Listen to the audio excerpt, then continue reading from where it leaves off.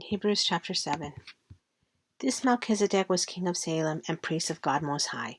He met Abraham returning from the defeat of the kings and blessed him, and Abraham gave him a tenth of everything. First, the name Melchizedek means king of righteousness. Then also king of Salem means king of peace. Without father or mother, without genealogy, without beginning of days or end of life, resembling the Son of God, he remains a priest forever. Just think how great he was. Even the patriarch Abraham gave him a tenth of the plunder.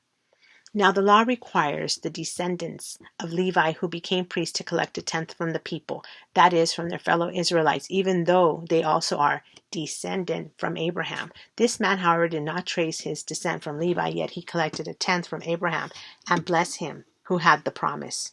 And without doubt, the lesser is blessed by the greater. In the one case, the tenth is collected by people who die, but in the other case, by him who is declared to be living. One might even say that Levi, who collects the tenth, paid the tenth through Abraham, because when Melchizedek met Abraham, Levi was still in the body of his ancestor.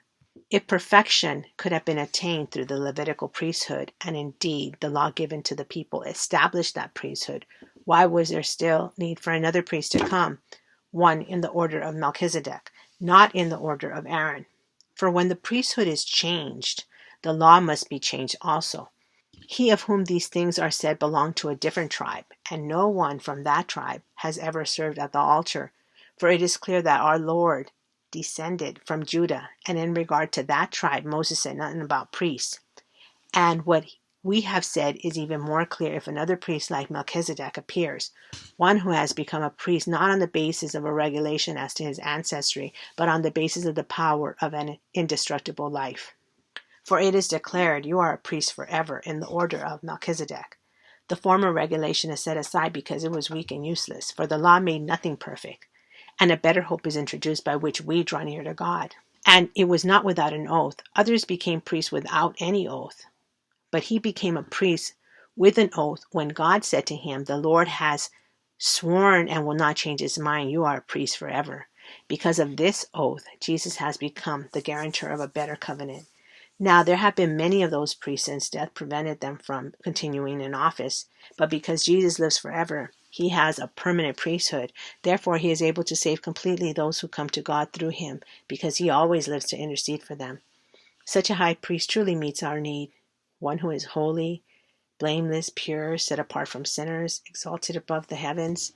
Unlike the other high priests, he does not need to offer sacrifices day after day, first for his own sins and then for the sins of the people. He sacrificed for their sins once for all when he offered himself.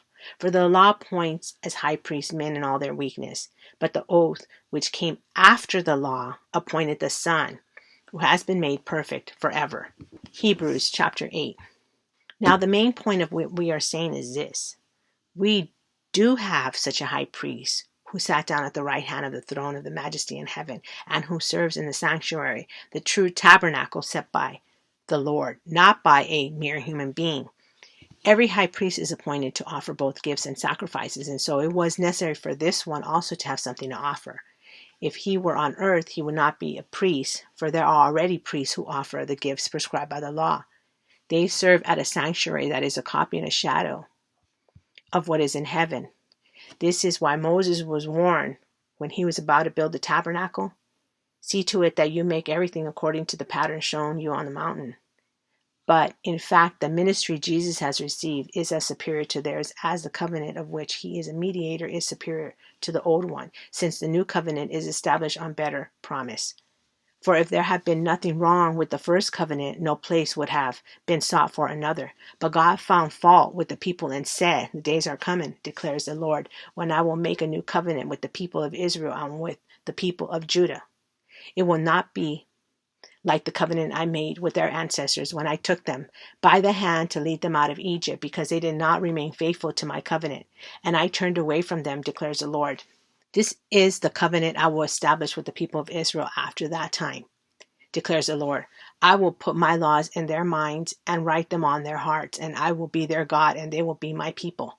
No longer will they teach their neighbor or say to one another, know the Lord, because they will all know me, from the least of them to the greatest, for I will forgive their wickedness, and I will remember their sins no more.